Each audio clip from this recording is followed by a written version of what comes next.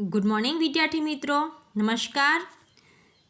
तो विद्यार्थी मित्रों, आपणे आगर गुजराती में 12मो पाठ अपंगना ओजस, तो ए पाठ आपणो अधूरो छे, तो आपणे ए पाठ शरू करिए। तो ध्यान आपो विद्यार्थी मित्रों, पोतानी जे चोपड़ी है गुजरातीनी ए साथे लईने बेसजो अने हूँ ज्यांथी तमने समजावुं छुं ए लाइन पर ध्यान आपजो।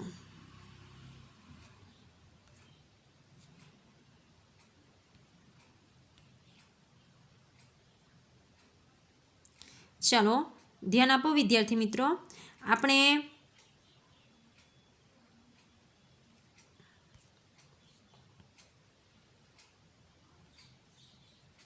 जुओ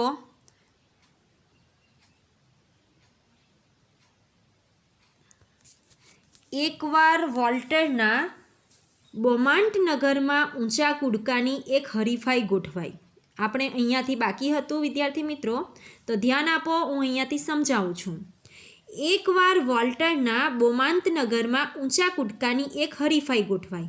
જુઓ, વોલ્ટરના બોમાંત નગરમાં, જ્યાં વોલ્ટર રહે છે ત્યાં એક બોમાંટ નગર છે, નામ છે નગરનું, તો એ નગરમાં ઊંચા કૂદકાની હરીફાઈ ગોઠવાઈ છે।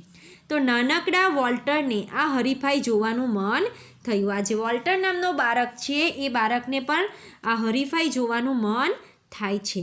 લાકડાની ઘોડીના સહારે એ મેદાન પર ગયો। જુઓ, લાકડાની જે ઘોડી છે એ ઘોડીના સહારે એ મેદાન પર પહોંચે છે। કયા મેદાન પર? બોમાંટ નગરમાં, જ્યાં ઊંચા કૂદકાની હરીફાઈ ગોઠવાઈ છે ત્યાં।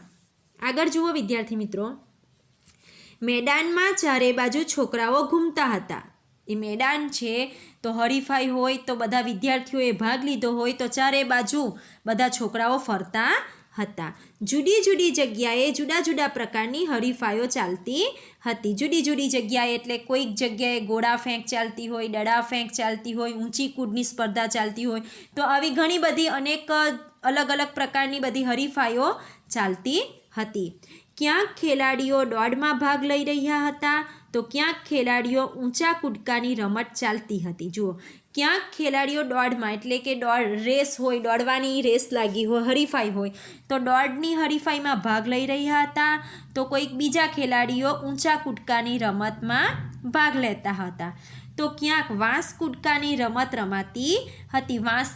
વાંસ કૂદકા એટલે કે વચ્ચે જે વાંસ લગાવેલો હોય ને વાંસની પેલી બાજુ કૂદવાનું હોય એટલે કે વાંસ કૂદકાની રમત પણ રમાતી હતી। વોલ્ટર ઊંચા કૂદકાના વિભાગમાં જઈને બેઠો। જો આટલી બધી રમત રમાતી હતી તો વોલ્ટર ક્યાં જઈને બેસે છે? યાદ રાખજો, ઊંચા કૂદકાના વિભાગમાં જઈને બેસે છે। બે લાકડીઓ પર એક વાંસ મૂકવામાં આવ્યો હતો। જુઓ, બે લાકડી બાંધી હતી, હવે એ બે લાકડી પર એક વાંસ મૂકવામાં આવ્યો હતો।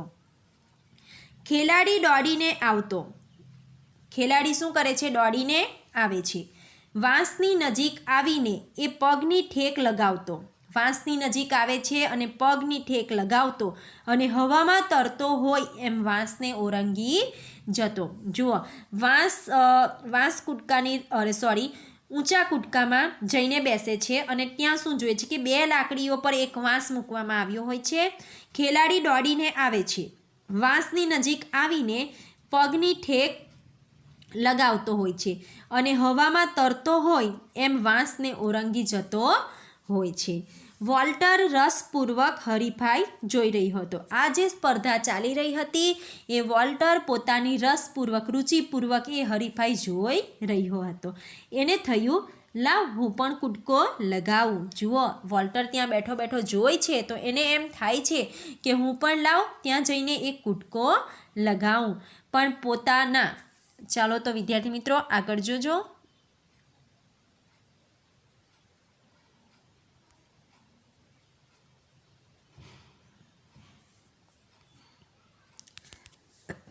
ચલો ધ્યાન આપો। પણ પોતાના સહેજે હાલી ચાલી ન શકતા પગ પર એની નજર પડી। જુઓ, એને એમ તો થાય છે કે લાવ હું પણ ત્યાં જઈને કૂદકો લગાવું, પરંતુ પછી એના જે પગ હાલી ચાલી શકતા નથી તો એ પગ પર એની નજર પડે છે। બાજુમાં પડેલી લાકડાની ઘોડી એણે જોઈ। પહેલાં તો પગ પર નજર પડે છે, ત્યારબાદ એની બાજુમાં જે પેલી ઘોડી લઈને આવ્યો હતો એ ઘોડી પર નજર પડે છે, ત્યારબાદ એ નિરાશ થઈ જાય છે. નિરાશ એટલે કે દુઃખી થઈ જાય છે. જ્યાં જાતે ચલાતુંય નથી ત્યાં વળી આવો અને આટલો ઊંચો કૂદકો મારવાની વાત કેવી? જુઓ, પ્રશ્ન કરે છે કે જ્યાં પોતે એનાથી ચાલી નથી શકાતું ત્યાં વળી આવો ઊંચો કૂદકો મારવાની વાત તો ક્યાંથી આવે? પણ ત્યાં તો એને એની માતાના શબ્દો યાદ આવ્યા. જુઓ, ત્યાં જ્યારે આવું વોલ્ટર વિચારે છે ત્યારે જ એની મમ્મીના જે શબ્દો યાદ આવે છે. એની મમ્મીએ શું કહ્યું હતું? જો તું હિંમત નહીં હારે તો તું જે ધારીશ તે કરી શકીશ. એની મમ્મીએ જે આ શબ્દો કહ્યા હતા એ શબ્દો તે સમયે એને યાદ આવે છે. વોલ્ટર આનંદથી રમત જોવા લાગ્યો. આ યાદ આવ્યા પછી વોલ્ટર જે રમત ચાલી રહી હતી એ રમત પોતે આનંદથી જોવા લાગ્યો. એવામાં એક છોકરાએ કમાલ કરી, એટલે કંઈક કરે છે. કમાલ એટલે કે કંઈક અદ્ભુત કરે છે. એણે સૌથી ઊંચો કૂદકો લગાવ્યો. જુઓ, સૌથી ઊંચો કૂદકો લગાવે છે. અગાઉનો વિક્રમ તોડી નાખ્યો. આગળનો જે પ્રથમ ક્રમ આવ્યો હતો એનો પણ ક્રમ એણે તોડી નાખ્યો. તાળીઓના ગડગડાટથી સૌએ એને વધાવી લીધો. જુઓ, તાળીઓનો ગડગડાટ થાય છે અને એ બાળકને બધા વધાવી લે છે. એ વિજેતાનું નામ મેળવી ગયો. એ શું મેળવી ગયો? વિજેતાનું ઇનામ મેળવી ગયો. વોલ્ટર પણ બેઠો બેઠો જોશભેર તાળીઓ પાડતો હતો. વોલ્ટર પણ શું કરતો હતો? ત્યાં બેઠો બેઠો જોશભેર એટલે કે હોશથી, આનંદથી તાળીઓ પાડતો હતો. ઇનામ મેળવીને પાછા ફરતા છોકરાને એણે જોયો. જ્યારે ઇનામ લઈને એ બાળક આવે છે ત્યારે એ છોકરાને એ જોઈ છે. કોણ? વોલ્ટર જોઈ છે. તે બરાબર એના જેટલી જ ઉંમરનો હતો. વોલ્ટર જે 9 વર્ષનો હતો એના જેટલી જ ઉંમરનો પણ આ બાળક હતો. કયો બાળક? જે ઇનામ લઈને આવ્યો હતો એ.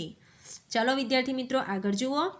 વોલ્ટરને થયું હું પણ એક દિવસ ચાલીશ. જુઓ, વોલ્ટરને પણ એમ થાય છે કે હું પણ એક દિવસ ચાલીશ, પછી કૂદકા લગાવીશ. વોલ્ટર શું કહે છે? હું પણ એક દિવસ ચાલીશ અને પછી હું પણ કૂદકા લગાવીશ. એક દિવસ એવોય આવશે કે હું આ પગ પરથી દુનિયાભરમાં ઊંચામાં ઊંચો કૂદકો લગાવીશ. જુઓ, વોલ્ટર એમ કહે છે હું એક દિવસ એવો આવશે કે હું આ જ પગથી, જે પગ અત્યારે કામ નથી આપતા એ જ પગથી હું દુનિયાભરમાં એટલે આખા વિશ્વમાં ઊંચામાં ઊંચો કૂદકો લગાવીશ. અરે, હું તો વિશ્વ વિક્રમ સ્થાપીશ. જુઓ શું કહે છે? હું તો વિશ્વ વિક્રમ સ્થાપીશ એટલે કે આખા વિશ્વમાં હું પ્રથમ આવીશ. આગળ જુઓ વિદ્યાર્થી મિત્રો. વોલ્ટરને થયું, વોલ્ટર અપંગ હતો પણ એનો નિર્ધાર અડગ હતો. જુઓ, વોલ્ટર ભલે અપંગ હતો, એ પોતે ચાલી શકતો નહોતો, પરંતુ એનો નિર્ધાર એટલે કે એણે જે ધ્યેય નક્કી કર્યો છે એ ધ્યેય એના મનમાં ચાલતો હતો. એ પૂર્ણ કરવા માટે કંઈ પણ કરી શકે છે. એનું તન અપંગ હતું. તન એટલે કે શરીર. એનું જે શરીર હતું એ અપંગ હતું પણ મન અડીખમ હતું. એના મનમાં જે નિર્ધાર હતો, નિશ્ચય હતો કે મારે આ જ કામ કરવું છે, તો એ કેવો હતું? અડીખમ હતું. શરીર નિર્બળ હતું. શરીર નિર્બળ એટલે કે એનું જે શરીર હતું એ નબળું હતું પણ એનો સંકલ્પ ઘણો બળવાન હતો. એનો જે સંકલ્પ છે, એણે જે નક્કી કર્યું છે એ ખૂબ જ બળવાન હતું. એના હૈયામાં એક શ્રદ્ધા હતી. શ્રદ્ધા એટલે કે વિશ્વાસ હતો.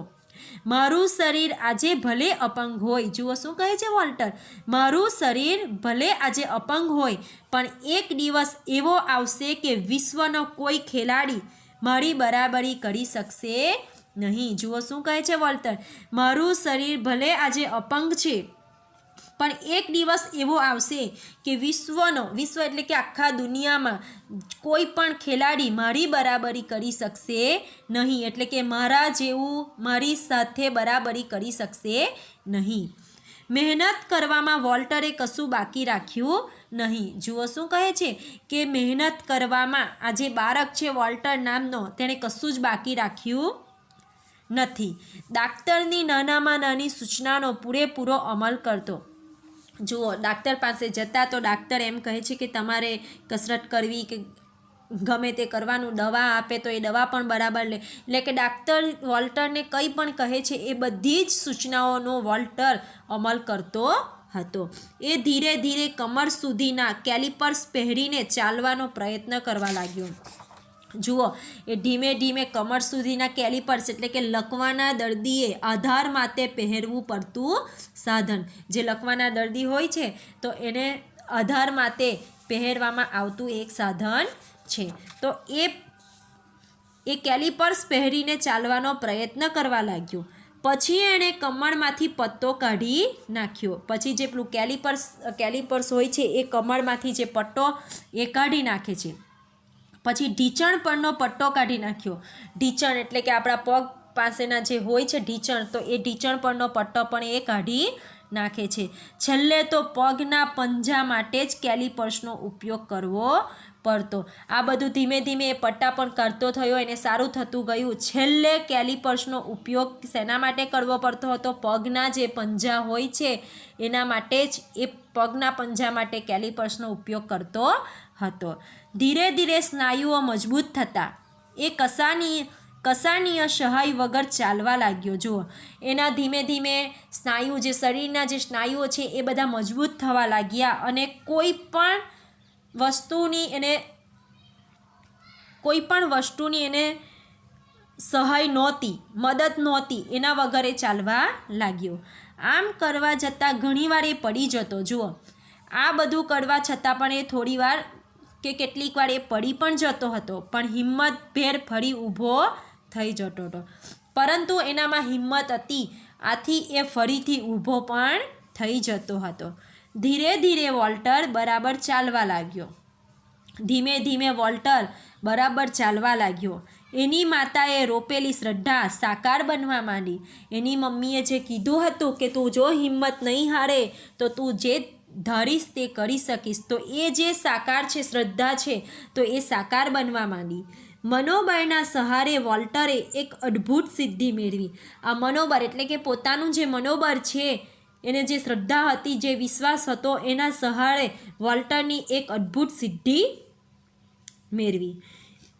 ખુદ ડાક્ટરો પણ મોંમાં આંગળા નાખી ગયા. જુઓ, મોંમાં આંગળા નાખવા એટલે રૂઢિપ્રયોગ છે, તો એનો અર્થ થાય છે ખૂબ જ આશ્ચર્ય પામવું. ડાક્ટરોએ ખબર છે ને વોલ્ટરને ના પાડી હતી કે તું જિંદગીભર તારે વ્હીલચેર પર જ ચાલવું પડશે, તું ક્યારે પણ ચાલતો થશે નહીં. આથી ડૉક્ટરો પણ મોંમાં આંગળા નાખી ગયા, એટલે કે ડૉક્ટરો પણ આશ્ચર્ય પામી જાય છે. પણ વોલ્ટરની ઈચ્છા હજી અધૂરી હતી. જુઓ, ચાલતો તો થઈ ગયો, પરંતુ વોલ્ટરની જે ઈચ્છા છે એ હજુ પણ અધૂરી છે. કઈ ઈચ્છા છે? જે ઊંચો કૂદકો લગાવવાની ઈચ્છા છે એ ઈચ્છા અધૂરી હતી. જુઓ વિદ્યાર્થી મિત્રો, આગળ એની ઈચ્છા તો ઊંચા કૂદકાની સ્પર્ધામાં વિશ્વ વિજેતા બનવાની હતી. જુઓ, આ વોલ્ટર છે, વોલ્ટરની ઈચ્છા શું હતી? ઊંચા કૂદકાની સ્પર્ધામાં વિશ્વ વિજેતા એટલે આખા વિશ્વમાં વિજેતા થાય એ ઈચ્છા એની હતી. એના શરીરમાં તાકાત આવતી ગઈ. જેમ જેમ એ સારો થતો ગયો તેમ તેમ એના શરીરમાં તાકાત આવતી ગઈ, હિંમત આવતી ગઈ, શક્તિ આવતી ગઈ. સ્નાયુઓ ચેતનવંતા બનવા લાગ્યા. સ્નાયુઓ જે નિષ્ક્રિય હતા એ સ્નાયુઓ પર ચેતનવંતા, જીવંત બનવા લાગ્યા. ધીમે ધીમે એ દોડવા લાગ્યો. ધીમે ધીમે એ દોડવા પણ લાગે છે અને આખરે ઊંચો કૂદકો લગાવવા માંડ્યો. આખરે છેલ્લે એ ઊંચો કૂદકો પણ લગાવવા લાગ્યો. ઊંચા કૂદકામાં પહેલાં ધીમેથી દોડ શરૂ કરવાની હોય છે. જ્યારે ઊંચો કૂદકો લગાવવાનો હોય ત્યારે દોડતા દોડતા જ્યારે આપણે આગળ આવીએ છીએ ત્યારે ધીમેથી દોડ શરૂ કરવાની હોય છે. તો જુઓ વિદ્યાર્થી મિત્રો, અહીં વોલ્ટર, ડૉક્ટર ના પાડે છે છતાં પણ વોલ્ટર પોતાની હિંમતથી, એની માતાએ જે હિંમત આપી હતી એ હિંમતથી, શ્રદ્ધા, વિશ્વાસથી એ ચાલતો થાય છે અને એ ચાલતો થતાં જ એની જે ઈચ્છા છે એ ઊંચા કૂદકાની ઈચ્છા પણ એ પૂરી કરવા જાય છે. તો વિદ્યાર્થી મિત્રો, આપણે અત્યારે અહીંયા સુધી જ જોઈએ છીએ. આગળનું આપણે નેક્સ્ટ પીરિયડમાં જોઈશું.